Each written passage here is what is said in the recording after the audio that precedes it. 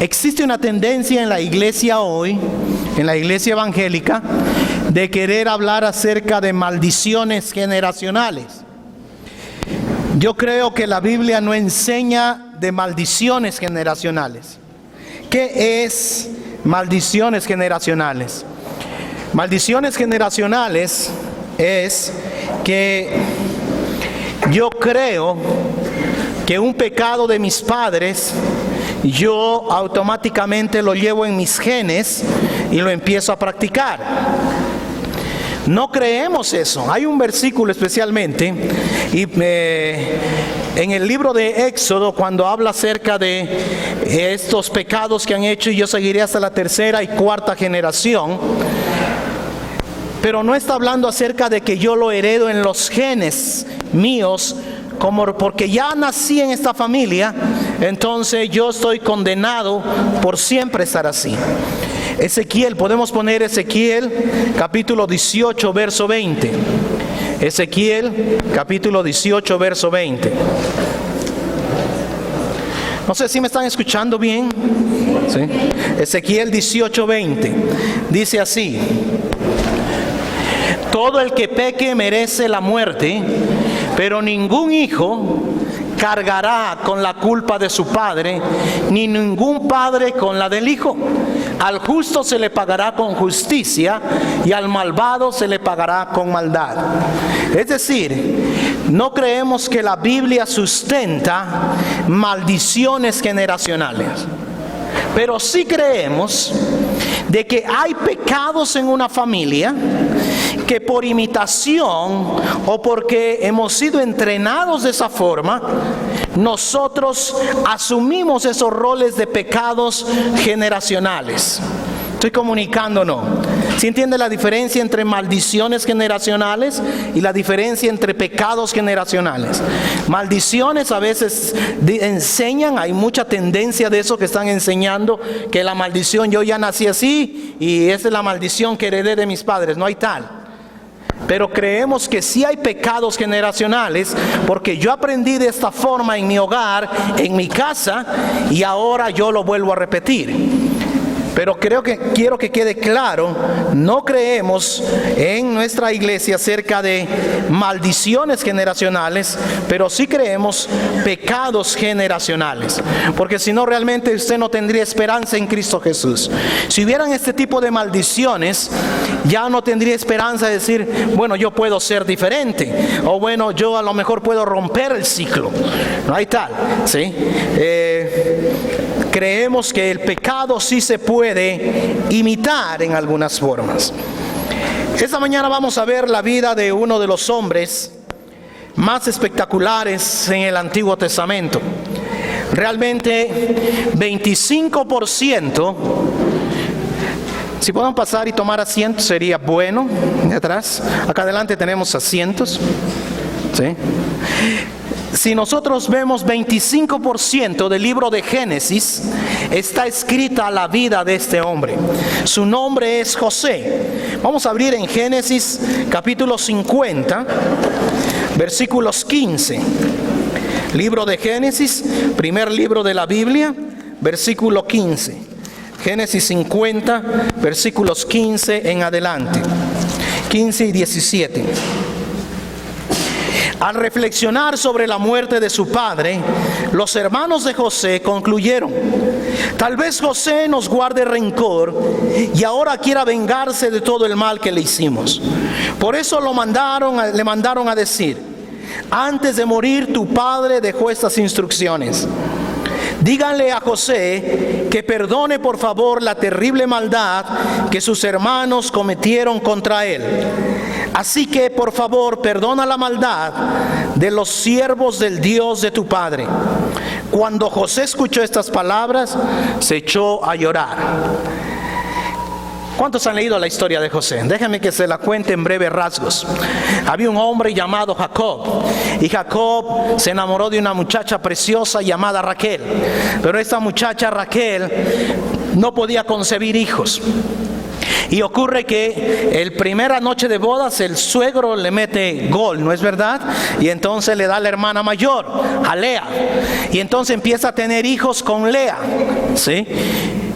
Pero después también empieza a tener hijos con las concubinas, con las que cuidaban a sus esposas. En resumidas cuentas, Jacob tuvo 4 mujeres con las que vivió. Con 2 hermanas, con Lea y con Raquel, y con 2 concubinas. Tuvo 12 hijos y una hija mujer, ¿sí? Pero al final de su tiempo, al final de su vida, Dios le da hijos con la mujer que él creía que amaba, que se llama Raquel. Y le da 2 hijos. El uno se llama José y el otro se llama Benjamín. ¿Sí? Y ocurre que cuando nace José, la esperanza de este hombre dice: ¡guau! Al fin tengo un hijo con la mujer que yo amo y que he amado siempre. Y entonces dice: lo voy a tratar mejor que a todos. Y lo empieza a cuidar, lo empieza a guardar. Dice: y le voy a mandar a hacer un saquito de esos especiales. Ninguno de sus 11 hermanos, de sus 10 hermanos ha tenido esto. Pero a este, como es especial, le mandó a hacer un saco precioso de colores para que se distinga.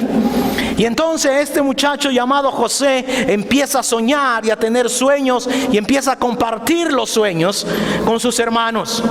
Dice: yo soñaba que las estrellas se inclinaban delante mío y cosas así. Y dice, sus hermanos: ¿este que está tonto o qué? Nosotros vamos a un día inclinarnos delante de él o qué. Suficiente con que mi padre lo consienta, ¿cómo vamos nosotros a hacer eso? Ocurre que un día están pastoreando sus hermanos, y claro, el preferido no puede ir a trabajar como sus hermanos. El preferido está en casa, ¿sí? Y mientras el preferido está en casa, su padre se preocupa y dice: anda, busca a tus hermanos. Y ocurre que ahí va José con su traje bonito, con su traje hermoso, llevando las provisiones. Y cuando lo ven sus hermanos, están llenos de ira, llenos de cólera, llenos de venganza, llenos de odio. Dice: esta es nuestra oportunidad de deshacernos de él. Y entonces dicen: vamos a matarlo. Pero uno de los hermanos dice: no lo matemos, eso sería demasiado. Ocurre que deciden venderlo, y lo venden por el precio aproximado casi de $8,000, casi 2 años del trabajo básico, ¿sí? Lo venden como esclavo. Y ese muchacho se va ahí de esclavo, llega a Egipto, y de repente lo compra un capitán, uno de los guardias de ahí, llamado Potifar. Y mientras está sirviendo, todo lo que hace prospera, ¿no es verdad? Y empieza a trabajar, a ser un mayordomo ahí de la casa. Y la mujer de Potifar, esta egipcia, le pone los ojos y quiere tener sexo con él. Y un día este muchacho huye de la escena de tener sexo con esta mujer, huye por su integridad. Y la mujer lo acusa injustamente y llega a la prisión. Y en la prisión se olvidan de él. Aproximadamente la historia da como entre 10 a 12 años en la prisión. Está olvidado ahí. Y cuando usted lee el récord, la historia de la Biblia, se va a dar cuenta de que dice: y Dios estaba con él. Yo no me imagino la historia de José hasta aquí. Y cuando está en la prisión, él empieza a descubrir, a revelar los sueños de un copero y de otro de los que sirven en el palacio del rey. Y un día el faraón tiene su sueño, dice: ¿qué voy a hacer? ¿Hay alguien que lo puede interpretar? Y entonces uno de ellos dice: en la prisión hay un hebreo llamado José, llámalo. Y van y lo traen y revela el sueño. Y el faraón dice: nadie puede ser mejor para ayudarme a gobernar Egipto que tú. Y vino una gran hambre en toda la tierra. Y empieza la historia de la redención de José y sus hermanos. Ahora, hay uno de los terapistas llamado Albert Peso que ha escrito que nosotros fuimos preconectados o creados por Dios con 5 necesidades en nuestra familia. La primera necesidad está en sus boletines, usted puede verla. La primera necesidad que nosotros anhelamos es ser anhelados por nuestra llegada. ¿Sí? Que hay alegría, wow, este bebé va a nacer. ¿Sí? Pensando en un mundo, conforme crecemos, ¿sí? ¿Qué son esas necesidades? Ellos están gustosos que vamos a llegar. Por lo menos han pintado el cuarto donde nos van a recibir. Hay esa alegría. La segunda necesidad es: queremos ser cuidados física y emocionalmente en cada etapa de nuestro desarrollo. Todo niño quiere ser cuidado física y emocionalmente. Es por eso que cuando usted piensa en el rol de padre, está proveyendo esas cosas con sus hijos, porque es una necesidad de su hijo ser cuidado física y emocionalmente en cada etapa del desarrollo. ¿Sí? Cuando es bebé, cuando empieza a crecer, cuando empieza ya a ir al baño, y a veces cuando ya está yendo al baño de repente tiene un retroceso, o cuando empieza a hablar y después para de hablar, algo está pasando física y emocionalmente. Otra de las necesidades es: tenemos necesidad de ser apoyados en todas las etapas de la vida conforme crecemos y nos movemos. Queremos que nuestros padres nos apoyen. Queremos que nuestros padres, nuestros parientes, nuestros hermanos estén ahí para levantarnos, para ayudarnos cuando caminamos. No estén ahí solamente para condenarnos o decir que hacemos mal. Tenemos necesidad de apoyo. Tenemos necesidad, la cuarta necesidad es de ser protegidos por nuestros padres. Escuche bien, físicamente. Usted tiene que proteger a sus hijos físicamente, protegerlos emocionalmente y protegerlos sexualmente. 80% de las personas que han sido abusadas sexualmente han sido abusadas por alguien conocido muy cercano al hogar. Usted tiene la obligación de proteger a sus hijos. Queremos los hijos ser protegidos física, emocionalmente y sexualmente.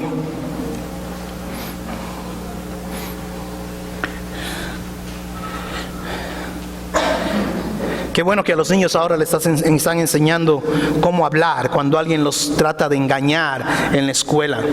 La escuela pública está haciendo muy bien en eso y me regocijo de eso, que los niños están criándose con esa alerta en su mente. Y la quinta necesidad cuando venimos es ser provisto de límites y fronteras. Nosotros necesitamos saber cuándo es necesario hacer algo y cuándo no. Límites saludables, fronteras saludables. Cuándo es rebelión. ¿Sí? El niño tiene que saber qué límites existen en su comportamiento. Necesita saber cuáles son esos límites. ¿Sí? Es triste ver las noticias que niños desde los 8, 10 años empiezan a involucrarse en drogas, alcohol, a inhalar cemento de contacto, porque no hay quien ponga límites. ¿Sí? Al fin estamos viendo una película clasificación R y hay puras maldiciones y malas palabras en la televisión y escenas sexuales. No importa, ese no entiende. Mentira, ¿sí entiende? Los niños necesitan ese ambiente. 5 necesidades básicas. José empieza a crecer dentro de ese ambiente donde no estaban esas cosas. Empieza a ver que parte de esas necesidades no existen. Empieza a ver de que a lo mejor hay comportamientos destructivos en nuestras familias, como críticas, abuso de autoridad, mentiras, secretos, negación emocional, promesas rotas, intimidación y menosprecio. Aún en las mejores familias, algunos de nosotros venimos de muy buenas familias y aún ahí hay un pecado y quebranto. Porque todas nuestras familias no son perfectas. Todas nuestras familias tienen elementos de imperfección. Nadie sale de su familia ileso. En algún momento empezamos a experimentar algunas cosas de dolor en nuestra vida. Cuando venimos a Jesucristo, el Evangelio nos dice que tu destino es totalmente otro, que no tienes que vivir como tu familia vivió, que no tienes que repetir el patrón, que no tienes que practicar el mismo pecado generacional, que puede ser diferente. Empiezas a ver cómo establecer relaciones y cómo nos sentimos en nuestras emociones y nuestros sentimientos. El Evangelio nos dice que el ciclo sí se puede romper. Los patrones pecaminosos de nuestra familia biológica. El crecimiento. Ahora, ustedes recuerdan la fotografía del iceberg, del témpano de hielo, ¿no es verdad? El 10% del iceberg que se ve sobre la superficie es lo que la mayoría de la gente puede ver. Estamos conscientes de ese 10%. Pero el 90% no estamos conscientes de eso. El 90% está ahí, pero no sabemos cómo surge.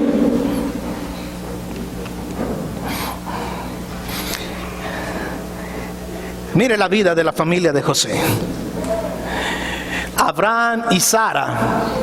Pero Abraham, sea que Sara lo introdujo, o sea que Abraham decidió, Abraham tuvo otro hijo por medio de Agar y se llama Ismael. Entonces, en la primera familia hubo mentira. Abraham mentía, ¿no es verdad? En la primera familia hubo rivalidad entre hermanos. Nunca dicen que hasta ahora Ismael e Isaac, el problema del Medio Oriente sigue, ¿sí? Hubo un matrimonio no saludable, insalubre, ¿sí? Y de ahí viene la siguiente familia, viene Isaac que se casa con Rebeca y las mentiras se vuelven a repetir. La rivalidad entre hermanos, dice que desde el vientre estaban peleando, ¿no es verdad?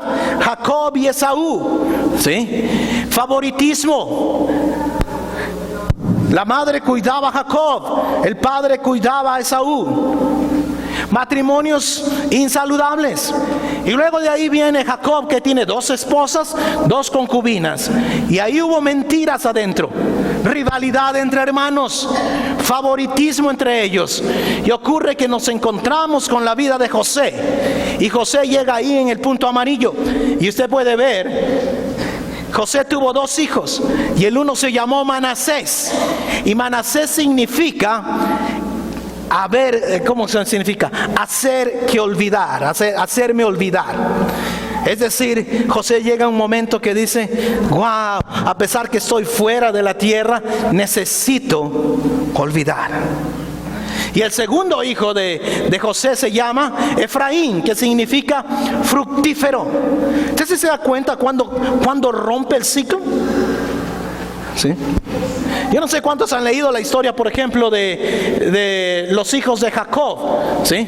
Hasta que llega un momento en que rompe el ciclo. Los primeros hijos son nombres bien de amargura, y hasta que llega y cambia el nombre y dice, este es un hijo de la esperanza, y es cuando viene en Judá, viene la descendencia de nuestro Señor Jesucristo. Ahora, es fácil nosotros sentarnos y analizar la vida de José. Y podemos decir, pobre José tuvo algunos traumas. Había traición de los hermanos, pérdida de la cultura. Vivió 17 años en otra cultura, ¿sí? 10 años de prisión injusta. ¡Wow! ¿Qué traumas puede haber experimentado José? Y quizás usted tiene ahí sus hojitas. Quizás algunos de los traumas que debe poner es, José estaba siendo despreciado. ¿Sí? José era despreciado por sus hermanos.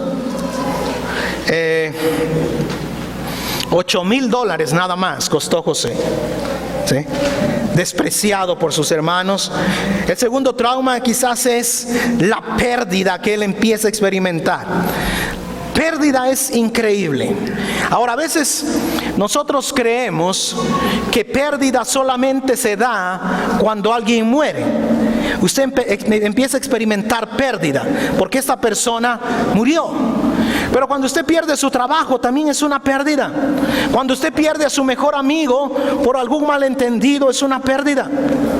Cuando usted pierde la confianza en una relación significativa, hay pérdidas. ¿Sí? Cuando usted está tratando de construir una relación saludable con otra persona y por alguna cosa se rompe, hay pérdidas. Cuando el perrito que usted quería que siempre esté ahí se pierde, se muere, hay pérdidas. Entonces, pérdidas es parte que nosotros experimentamos. Y empiezas a pensar, ¿en quién confío? A veces no puedo confiar ni siquiera en mi familia. Estoy furioso. Algo debe estar mal en mí. ¿Qué hice para merecer esto? Pérdidas. José claramente entra en este trauma de la experiencia de la prisión, entre 11 y 13 años. José empieza a experimentar esas cosas. Aquí está José. ¿Cómo puede José seguir adelante? Quiero decir, ¿cómo recibes todos estos golpes en la vida? Tus hermanos no te quieren, tus hermanos te venden, tus hermanos te desprecian, ¿sí? No solo eso, sino que eres tratado injustamente, llegas a la prisión, ahí está, eres abandonado en la prisión.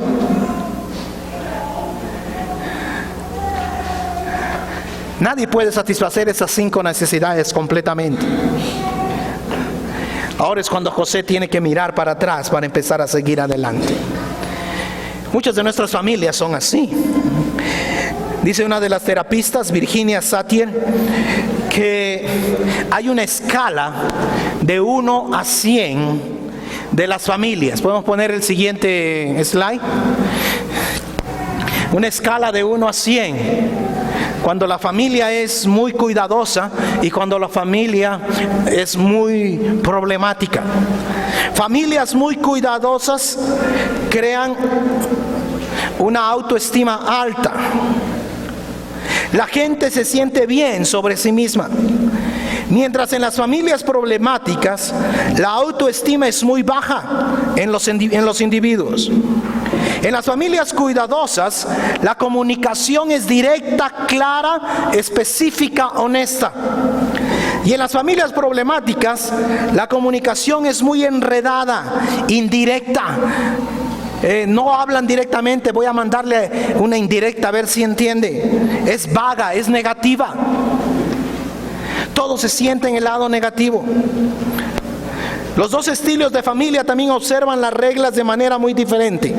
Las familias caracterizadas por una alta escala de cuidado son flexibles, capaces de adaptarse y ajustarse. Las familias problemáticas tienen reglas que son muy rígidas, porque esas reglas no son negociables. ¿Qué tipo de familia tienes tú? ¿Una familia muy problemática o una familia muy cuidadosa, muy ajustable? Cuando pasa la historia de que los hermanos llegan, cuando llega el hambre a la tierra de Canaán y van a buscar a José, yo he leído muchas veces la historia, he llorado muchas veces sobre la historia, porque dice que cuando los hermanos vinieron, José es totalmente egiptolizado. Ya no es un hebreo, José es un egipcio ahora. Su puesto de alto comandante, gobernador de Egipto, lo ha cambiado. Me imagino que su lenguaje, cómo hablar, lo cambió.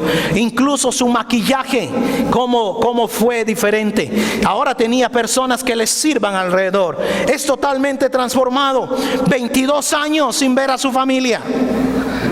Su familia se presenta ante usted y usted no sabe qué hacer. 22 años. Y cuando llega, José lo reconoce. Y dice que cuando se da a descubrir a sus hermanos, Dice que pidió que todos salieran y José se quedó con sus hermanos y empezó a llorar y a gritar. José no lloró, José gritó. José expresó todo su dolor, expresó todo lo que pasaba en él, porque los veía y no sabía cómo manejar el asunto. La pérdida había vuelto. Y José ahora se encuentra frente a ellos y quizás dice: yo voy a ser como un pasivo agresivo. Quizás se los dije, muchachos, un día el sueño se va a cumplir.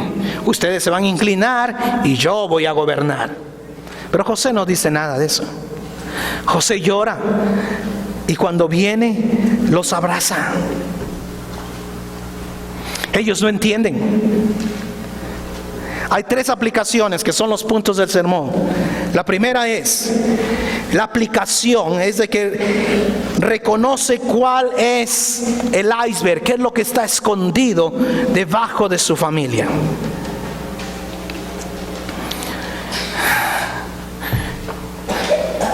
¿Cómo aprendimos a solucionar conflictos? Como nuestra familia lo solucionó.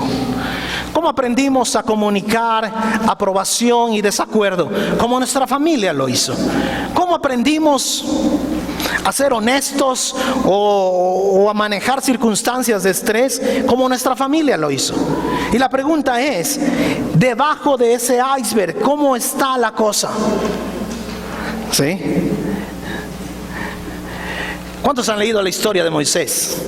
Moisés dice que tenía un temperamento violento, ¿no es verdad? ¿Ustedes recuerdan cuando Moisés sale ahí a ver a los hebreos? Moisés sabía que él era hebreo, ¿sí? Y cuando sale ahí y ve que un egipcio está golpeando a un hebreo, ¿qué hace Moisés? Se llena de coraje y ¿qué pasa? Y mata al egipcio. Y después trata de esconder el cuerpo. ¿Sí se ha dado cuenta? Y uno dice, wow, y dice la Biblia que Moisés era un hombre manso, lleno de mansedumbre. Pero Moisés tenía un problema que algunas veces salía a flote. No siempre era así. ¿Recuerdan cuando fue a recibir las tablas de la ley? Moisés va ahí al monte, Dios le da las tablas de la ley, escritas con el dedo mismo de Dios, dice la Escritura. Nadie ha recibido un libro como Moisés lo recibió. Y cuando baja de ahí, de la montaña, con las tablas de la ley, y Moisés ve que el pueblo se ha olvidado de Dios y ha hecho un becerro para adorarlo, Moisés se enoja otra vez. ¿Y qué hace? Y quiebra las tablas. ¡Wow! Y la Biblia dice que era manso. Y luego de eso, cuando están en el desierto y tienen agua y tienen sed y quieren agua, Dios le dice: golpea la roca una vez. Y Moisés se enoja y la golpea 2 veces. Y Dios le dice: no vas a entrar a la tierra. Ahora, nosotros podemos acusar a Moisés, pero les estoy dando 40 años, casi 80 años de la vida de Moisés. 3 eventos de ira. ¿Qué es lo que pasa cuando usted no reconoce el iceberg, lo que está debajo? Parece que Moisés, después que mató al egipcio, se fue allá a la montaña y vivió allá. Y después de cierto tiempo, 40 años después, recoge las tablas de la ley y tiene otra explosión de ira. Quiero que entienda mi punto donde voy. Y después de eso, casi después de 40 años más, golpea la roca y no entra.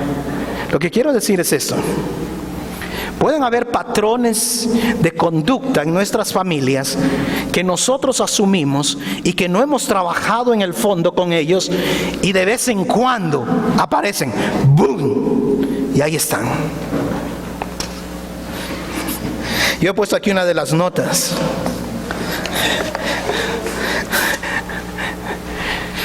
Yo siempre estoy pensando, ¿por qué las personas en Ecuador no van, o las personas hispanas que hemos nacido en una creencia no evangélica, ¿por qué no vamos a la escuela dominical? ¿O por qué nos cuesta tanto ir a un estudio bíblico?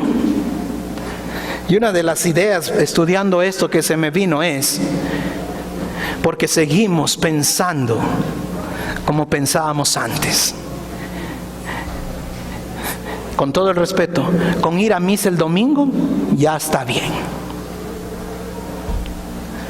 Y si voy 2 veces al mes, es mejor. ¿Se está conectando conmigo o no? Porque no vemos la necesidad de aprender. Nos contentamos solamente con haber dejado de hacer algunas cositas antes, pero no nos queremos en el deseo de crecer. ¿Qué hay debajo de eso? Dice el Señor es casero.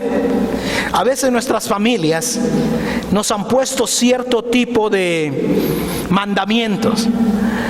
No todas las familias son así, pero a veces en las familias hay estas cosas. Aquí vienen los 10 mandamientos de las familias. Dinero es la mejor fuente de seguridad. Si tú tienes dinero, todo está bien. A veces hemos creído así, que dinero lo puede resolver todo. En el mundo occidental realmente creemos eso. Todo lo queremos solucionar con dinero. ¿Sí? Casi hemos llegado a creer eso. La seguridad está en el dinero. Y la Biblia no apoya eso. La Biblia dice que las relaciones son más importantes. Hace 2 semanas vino una señora que realmente estaba bastante en problemas económicos y dice, y voy a dejar mis 3 niñas y me voy a ir a trabajar a otro país y voy a regresar. Y yo le dije, sus hijas no necesitan eso. Sus hijas la necesitan a usted. ¿Acaso esa no es la verdad que la sociedad dice? Dinero es la fuente de seguridad. Otra de las reglas de los mandamientos, evite el conflicto a cualquier costo. ¿Sí? Y a veces hasta lo espiritualizamos. Bienaventurados los pacificadores, porque de ellos es que. Y entonces, si alguien viene y me abusa en mi familia, está bien, tengo que callármelo porque alguien me abusó. Yo no puedo hacer conflicto. No le digas nada a tu papá porque se enoja, y cuando se enoja se emborracha, y después que se emborracha me golpea. Y queremos evitar conflicto a costa de lo que sea. Dice la palabra que debemos hablar la verdad con amor. En otros temas también el sexo no es por lo general un tema que se habla abiertamente. ¿Sí? Esas son cosas que no se hablan aquí. Y entonces los muchachos aprenden sexo viendo pornografía.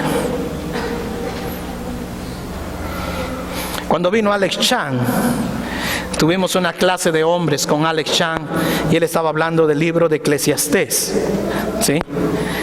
Y habían 3 jovencitos, no recuerdo quiénes eran, pero se bajaron para abajo. Y entonces yo dije, ¿por qué se bajaron para abajo? Dice, es que están en 18 años, no estamos hablando de bebés, no estamos hablando de Pablo Gabriel. Es que lo que está hablando Alex Chan es muy fuerte para nosotros, pastor. Y yo digo, pero es lo que tienen que aprender a su edad. Porque lo que van a aprender de sexualidad después lo aprenden en la pornografía o con los amigos que están dándoles información en la escuela. Otra de las reglas que a veces en las familias podemos tener es dolor y pérdida. Si tú estás triste, es señal de debilidad. Yo no sé cuántos de ustedes a veces han pensado que estar triste es malo. Estar triste no es malo.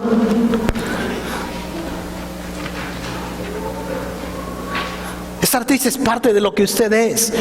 Dios por algo hizo esas emociones. Yo no sé cuántos han leído en el Evangelio de Marcos cuando Jesús va a sanar al hombre de la mano seca. Y todo el mundo está pensando, no lo va a sanar, no lo va a sanar porque es sábado. Y dice que Jesús los vio lleno de coraje y se entristeció por la actitud que ellos tenían. Y después, cuando es la entrada triunfal, Jesús llega ahí a la montaña ahí de la bajada del Villonaco, y Jesús ve la ciudad. Y dice que Jesús lloró viendo a Jerusalén. Jesús estuvo momentos tristes en su vida.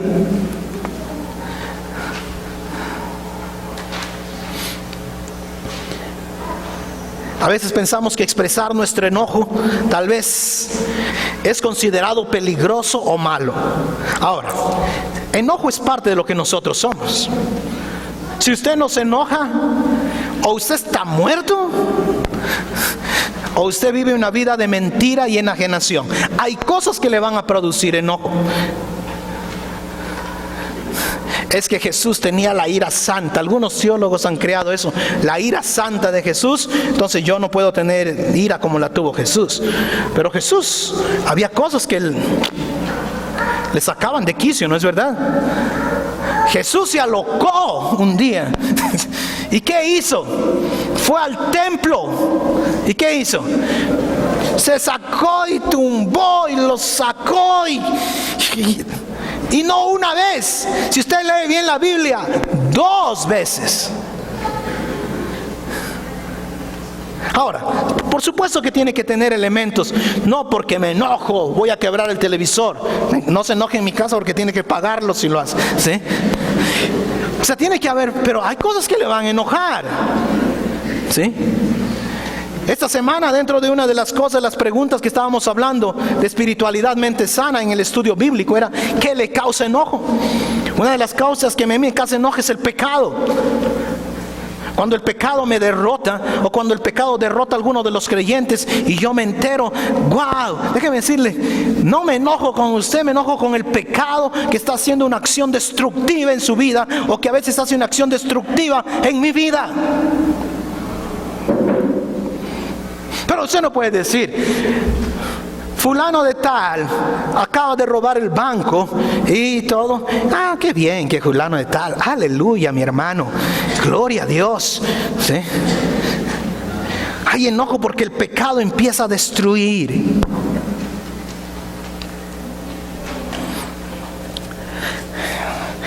Cuando usted aborda la familia, tal vez esté en deuda con sus padres, porque todos amamos a nuestros padres, ¿no es verdad? Y pensamos, ¿cómo voy a pensar mal de mi papá y de mi mamá? No sé si les pasa esto.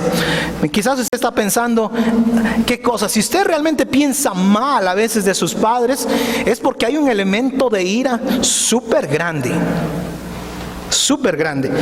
A lo mejor está diciendo, bien está, cuando yo era niño como me pegaron, que ahora les peguen, yo no los voy a cuidar. Cuando yo era niño como me castigaron, ahí que se mueran, ahora van a ver lo que es sufrir. Si usted aún piensa así, déjeme decirle, usted no está reconociendo lo que está debajo de su témpano de hielo, su iceberg. ¿Usted conoce gente que no confía en otras personas? A veces hay gente en la familia, decimos, la gente siempre quedará mal con ellos. Nadie volverá a herirme otra vez. Como nadie me va a volver a herir, aquí está, nadie traspase. En mi familia nunca nosotros aceptamos fallar, nadie va a traspasar. Y porque hemos creído que éxito es tener cosas, lo que veíamos la semana pasada, qué es lo que haces, qué es lo que tienes. Pero en la familia de Jesús el éxito es ser quien Dios me llamó a ser, qué es lo que Dios quiere que yo haga.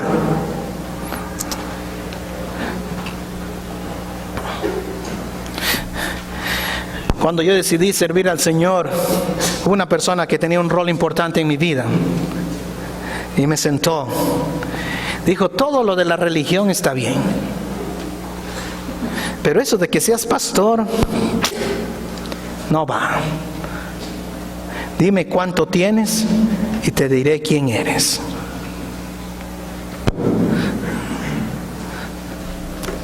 Porque éxito lo medimos diferente.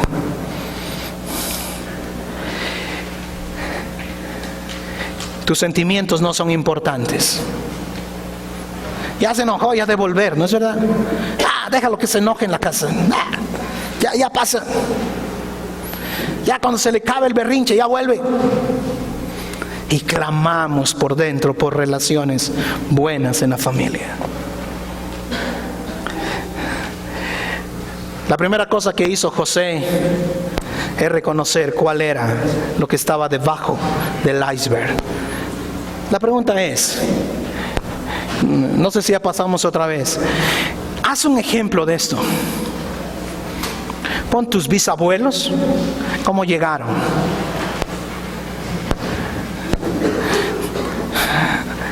¿Había adulterio dentro de tus bisabuelos? ¿Padres solteros? ¿Elementos disfuncionales en la familia? ¿Cómo llegaron tus padres a ese punto? ¿Cómo llegas tú a ese punto? La segunda aplicación práctica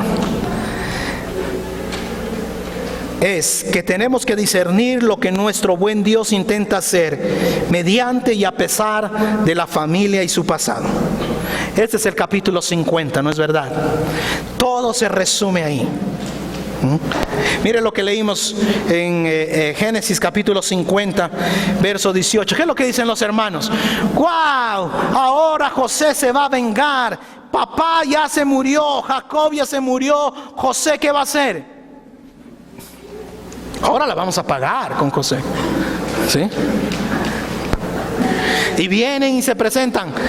José, ¿tú has visto lo que tu papá dijo? Dijo que nos perdones, que nos aceptes, que cometimos un error, José. Estamos aquí. Y en el verso 20 cambia la historia. Verso 20, esa es la clave de esta historia. Génesis 50, 20, ¿qué dice? Es verdad que ustedes pensaron en hacerme mal, pero Dios, ¿qué hizo? Transformó ese mal en bien para lograr lo que hoy estamos viendo: salvar la vida. Así que ya no tengan miedo. Yo cuidaré de ustedes y de sus hijos. Wow.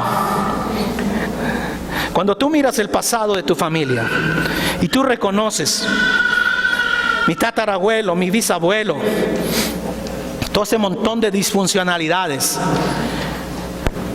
mi abuelo, mi mamá, mi papá, y llegas a ti y dices: Dios, eso que está atrás no se ve tan bonito. Pero puedes decir Génesis 50, 20: pero a pesar que eso me estaba haciendo mal, Dios lo puede hacer, ¿qué? Transformar para hacerlo bien. Ahora, eso no significa que justifiques el pecado de los que antes estuvieron de ti. Tú no puedes justificar eso, ¿sí? Pero sí puedes apreciar, decir: wow, Dios, cuando mi abuelo se divorció de mi abuela, porque no se entendían, solamente es porque ellos encontraron que no podían luchar con diferencias dentro del matrimonio, y entonces la única manera de solucionarlo era quit, apártate, aléjate. ¿Sí te das cuenta cómo a veces llegamos a pensar de esa forma? Por eso es que dicen que los hijos de padres que han pasado por divorcio tienen más de 50% de posibilidades de terminar en divorcio, porque sus padres ya les enseñaron que esa es la manera de resolver los problemas. Pero en Cristo nosotros podemos resolver, es decir, ese pasado, por más feo, por más malo, por más abusivo que haya sido, ¿qué pasa? Nosotros ahora podemos romper el ciclo. Dios, ustedes pensaron hacerme mal, pero Dios, ¿qué lo hizo? Dios lo transformó a bien. No estamos diciendo que Dios endorsa el abuso del pasado. No estamos diciendo que Dios endorsa las fallas del pasado. Eso no estamos diciendo. Pero lo que sí estamos diciendo es que en su gracia y en su misericordia, Dios nos puso ahí para de alguna forma mostrarnos quién es Él. Que Él es el que puede transformar, que Él es el que puede cambiar. que Él es el que puede renovarme. ¿Qué es lo que distingue a José de los demás? Sus hermanos están pensando, le hicimos mal y ahora ¿qué pasa? Él nos se va a vengar. Esa es la idea de sus hermanos. Y ahora que ya se murió papá, José nos va a meter a la cárcel, va a sentarse y va a disfrutar, nuestros hijos van a ser sus esclavos y todo eso. Pero dice que José era diferente porque tenía y conocía al Dios verdadero. Ahí está en Jeremías 29:11. Porque yo sé los planes que tengo para vosotros, declara el Señor, planes de bienestar y no de calamidad, para daros un futuro y una esperanza. Dios conoce esa verdad. Romanos 8:28, y sabemos que a los que aman a Dios, todas las cosas ayudan a bien. Estos son los para los que son llamados conforme a su propósito. Muchos son los planes en el corazón del hombre. Proverbios 19:21. Mas el consejo del Señor, ¿qué hace? Lo que quiero decir es que usted necesita examinar su pasado. Haga ese árbol genealógico sin temor. No tiene que publicarlo, no lo ponga en el Facebook, pero diga: Dios, hay heridas de ahí que me han afectado toda la vida, y yo no quiero llegar aquí a mi matrimonio, a mi vida cristiana con todo ese pasado y pensar que estoy bien porque solo el 10% de la superficie lo dice. Hay cosas adentro que tengo que trabajar. Quizás mis padres a lo mejor nunca tenían la alegría de que yo voy a llegar. ¿Sí? Quizás mis padres nunca me protegieron o me cuidaron. Quizás venimos de familias donde a los 10 años teníamos que trabajar, ilustrar y todas cosas así para ganarnos un poco de plata, pero en el fondo porque no había la protección y el cuidado de la familia. Y lo más tonto es cuando a veces sí ha habido dinero, es para que aprendas a trabajar desde esa edad. ¿Sí? Es por eso que los niños no pueden trabajar.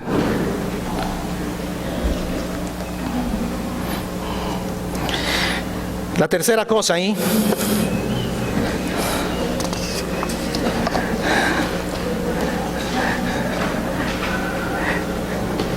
la aplicación final es que tenemos que tomar la decisión de pagar el precio, de esforzarnos en el discipulado. En el discipulado de Dios. Dios nos empieza a formar, sea de una forma buena o de una forma que nos ha costado. José se mantuvo fiel. En ese discipulado, en ese dolor, en la familia de José, José pudo comprender que era Dios hablándole. Ahora, ¿cuál es la diferencia entre David y José? O sea, lo que los hace únicos, que tomaron el tiempo para contemplar a Dios en silencio. ¿Qué cree que hacía David cuando Saúl lo perseguía para matar? Huía, estaba en silencio, alejado. Este José pasó 11 a 12 años en prisión injusta, en silencio. Dios, ¿qué es lo que tú quieres hacer? Yo no sé cuántos de ustedes han tenido una semana mala a veces, pero en vez de decir, Dios, quita todas las cosas que están malas ahora, porque usted no piensa, Dios, ¿qué es lo que tú quieres mostrarme en medio de mi carácter? A lo mejor la presión, la prueba, el dolor, la pérdida que está pasando hoy solamente es para mostrar qué cosas están debajo del témpano de hielo. ¿Cómo reacciona cuando está bajo presión? Dios siempre está ahí trabajando. El propósito, dice, para llegar a ser de bendición a mucha gente. Pero como estamos viendo, a veces nosotros no tomamos el tiempo para estar en silencio con Dios. Yo hice que pongan la canción de Alex Campos. esta mañana. Para los que toman el silencio y se levantan temprano y llegan a tiempo, eran los sonidos del silencio, ¿no es verdad? ¿Por qué no dejas que Dios te hable en silencio? ¿Por qué siempre tienes que pararte y decirle a Dios todo lo que tiene que hacer, cómo tiene que actuar, a la carrera? Si tú no estás haciendo los devocionales de esta campaña en la manera como deben ser hechos, algo está mal dentro tuyo. Estás pensando que el discipulado de Dios no funciona y que Dios solo se hace esto y hace lo otro. Ay, y ya no avanzo, y ya no tiempo, y claro, es más fácil cuando estás así. Que vengan alguien y te diga, esta es la fórmula para decirle a Dios cómo hacer que las promesas de Dios se cumplan. Déjame decirle, Dios es fiel. Y usted no necesita pasar tiempo con Dios. Y a veces cerrar la boca en ese tiempo con Dios, decir, Dios, háblame. Dios, háblame. Y Dios empieza a revelar cosas feas nuestras. Y usted se da cuenta cuando yo estoy así, digo, Leo tiene cosas feas que yo no quiero que nadie sepa, y entonces solo las meto debajo de la alfombra y aparezco aquí. Bendiciones, hermanos. ¿Acaso no somos así? ¿Y qué hacemos con todos esos sentimientos ahí? ¿Dónde está el Leo controlador? El Leo que a veces se puede enojar o cosas así, porque siempre vivimos una vida de apariencias porque no aceptamos el discipulado de Dios. Porque no aceptamos que Dios está trabajando ahí.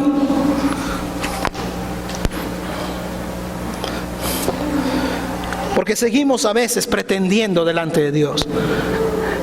Y David y José dice, Dios usó eso y lo transformó para que yo sea de bendición a muchos. No sé en dónde se encuentra usted en este momento de su vida. No sé qué cosas Dios está trabajando en su vida. Pero busque en su familia. ¿Cómo fue su infancia? ¿Cómo fue su niñez?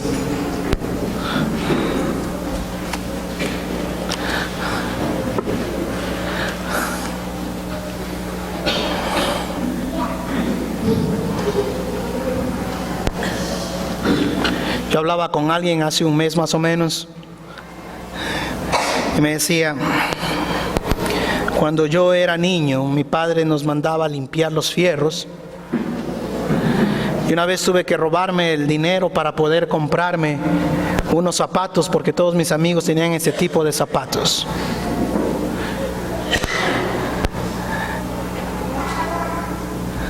Y tú puedes ver en tu infancia atrás. A lo mejor has pasado por eso. A lo mejor tuviste un papá, una mamá, un abuelo que lo único que sabía resolverlo era a gritos y a golpes.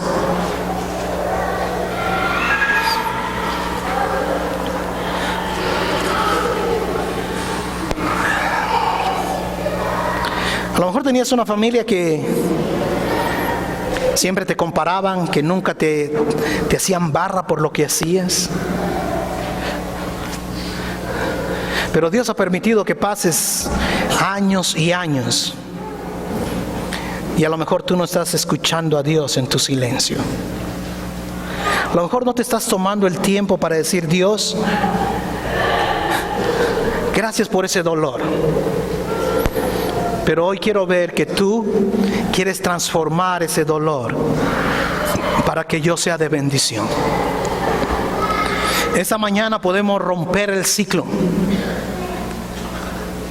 en ver la vida en retrospectiva. Por eso el tema es retrocediendo para poder avanzar. A lo mejor usted puede decir, cuando yo esperaba que mi papá luche por mí o mi mamá luche por mí, no estaba ahí.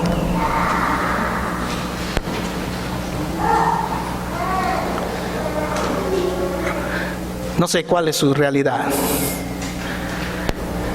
pero usted no puede sanar su corazón si no ve la vida en retrospectiva para proyectarse para adelante. Vamos a orar. Yo quiero que usted cierre sus ojos.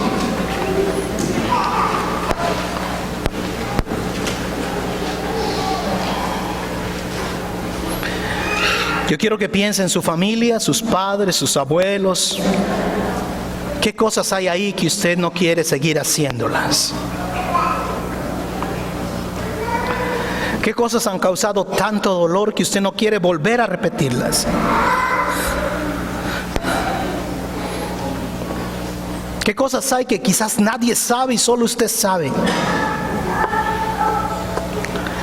Yo quiero que diga: Señor Jesús, yo te quiero entregar este dolor, estas pérdidas,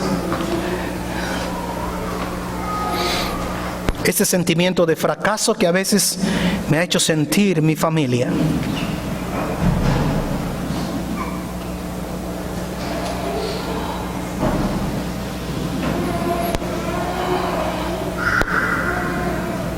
Porque en ti yo soy diferente. Dígale: Señor Jesús, en el poder de tu Espíritu Santo, yo quiero romper estos pecados generacionales de mi familia. Y quiero hacer mi familia y vivir en mi familia como tú quieres que viva.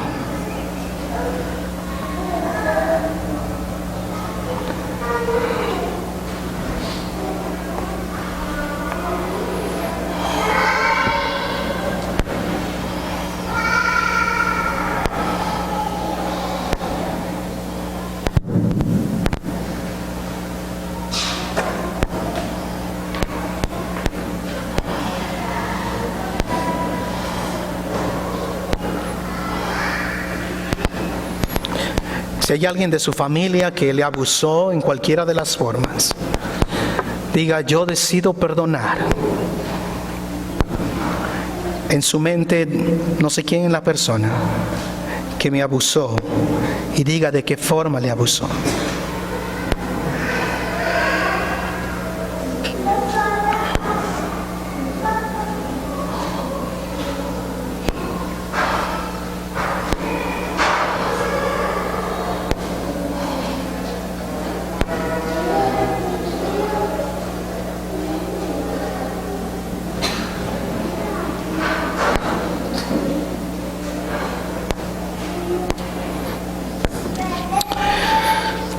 Señor, venimos a ti porque tus planes son perfectos, más que los nuestros.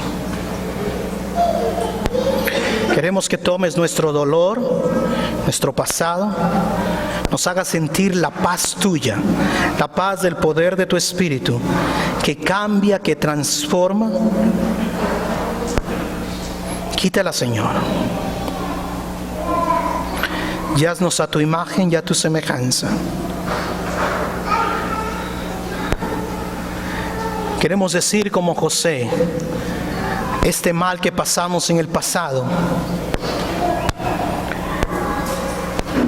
no me puede seguir controlando, porque tú lo estás usando para bien. Afírmanos, Señor, consuélanos, levántanos, Padre, en Cristo Jesús. Amén.